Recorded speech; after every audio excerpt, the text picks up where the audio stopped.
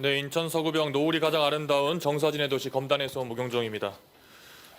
우리 직무대행님, 예, 최근 캄보디아 관련된 이슈가 불거졌는데 이 이전부터 캄보디아 관련된 문제는 꽤 심각했죠? 예. 파악하고 계신 거 있죠? 초부터 인식을 하고 있었습니다. 이건 단순히 뭐 취업 사기니 뭐 이런 걸 넘어서 가지고 감금, 폭행, 뭐 고문을 동반한 현대판 노예 범죄, 초국가적인 인신매매라고 저는 생각을 하거든요.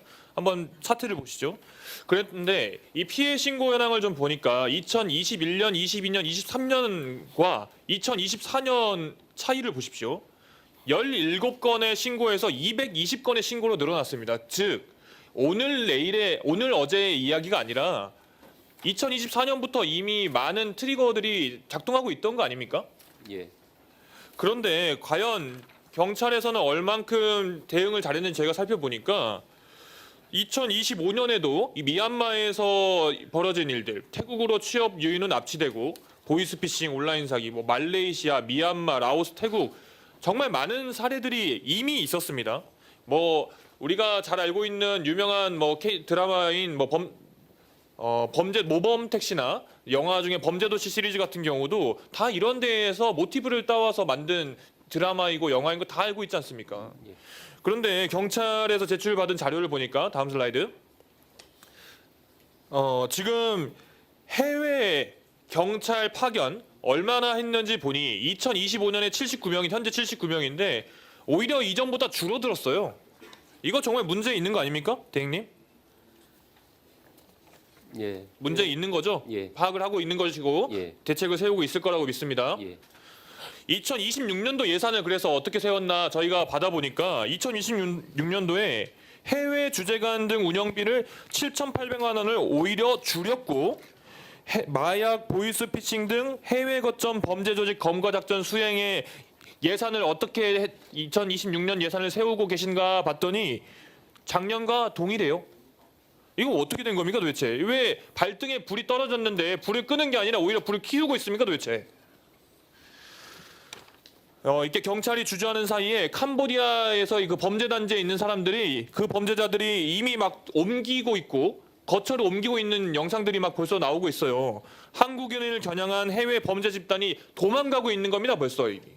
예, 이 경찰이 국민 생명을 예산이 없어서 못 지킨다 이렇게 변명할 게 아니라 해외 범죄를 뿌리 뽑기 위해서 이만큼 우리가 적극적으로 예산을 가져왔습니다. 예산을 주십시오라고 더 세게 말씀하셔야 되는 게 직무대행님 같은 분들 그리고 고위직에 있는 경찰분들이 하셔야 될 일 아니겠습니까? 예, 그렇습니다. 해외 범죄 조직을 막으려면 먼저 국내에서 그 채널이 되는 걸 다 막아야 되는데 불법 도박과 해외 사기 조직으로 연결되는 국내 중개 사이트가 보니까 버젓이 운영되고 있어요. 이게 보십시오. 캄보디아 채터 모집 시작해서 올해 8월 13일에 올라오는 겁니다. 이거 다 범죄 조직으로 다 연결되는 통로 아니겠습니까? 예, 그렇습니다. 파악하고 계시죠? 이런 사이트를 차단하는 실적 또는 사이트 차단을 얼만큼 경찰이 의뢰했는지를 확인해 보니까 다음 슬라이드. 다음 슬라이드 보죠. 방심위에서 이 시정 요구한 데를 보니까 문체위 산하 기관 포함은 5만 3천 건, 물론 거기 해당 기구가 있어서 그렇긴 합니다만 경찰은 2025년에 22건 이런 사이트 차단 요청했어요. 너무 직무유기하는 거 아닙니까? 이전 사이트 보시죠. 그러는 사이에 이전 슬라이드 초국가적인 범죄 단체가 음지에서 양지로 막 올라오고 있어요. 이게 잡코리아라는 젊은 청년들이 많이 들어가는 구인구직 사이트인데 이 프린스 오늘 여러 번 나왔죠. 이 프린스 그룹이 한국 시장 개척 및 확장을 하겠다고 사람 모으고 있습니다. 이게 정말 말도 안 되는 짓들이 버젓이 벌어지고 있고 경찰에서 움직이고 있다고 하겠지만 전체 얼마나 제대로 움직이고 있는지 의문이 듭니다. 불법 도박과 전쟁을 하고 이런 범죄의 원천 차단을 하려면은 신속 차단 요청을 수사의 일부로 생각하셔야 되는 거 아니겠어요? 직무대행님 어떻게 생각하세요? 예, 동의합니다. 네, 그러다 보니까 방금 보셨다시피 불법 도박 사이트랑 연결이 많이 되다 보니까 연령대가 점점 낮아지고 있어요.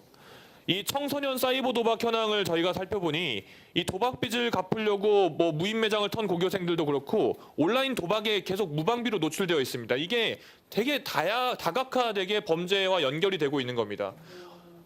이런 사이버 도박뿐만 아니라 나중에 더 나아가서는 캄보디아나 이런 동남아 범죄 단지로 연결되는 경우도 생기고 예. 본인도 모르게 본인이 범죄의 일원이 되는 경우도 생기는 겁니다.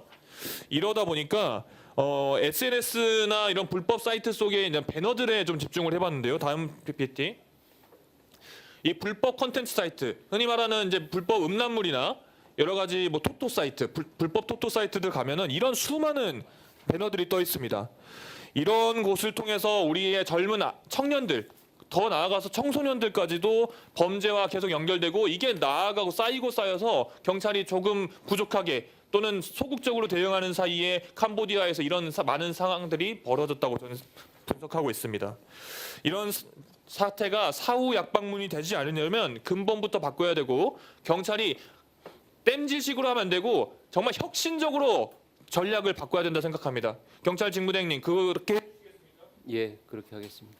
우리 직무대행님 예. 아까 제가 첫 번째 질의 드릴 때 동남아의 범죄 채널로 연결되는 불법 구인 광고 사이트 기억하시죠? 예, 예. 좀 전에 보니까 대통령께서 동남아 대상 불법 구인 광고 긴급 삭제하라고 지시를 내리셨네요. 예. 이거 이 지점에 대해서 정말 엄중하게 생각하시고 신속하고 정확하게 움직여 주시길 부탁드립니다. 예, 그렇게 하겠습니다.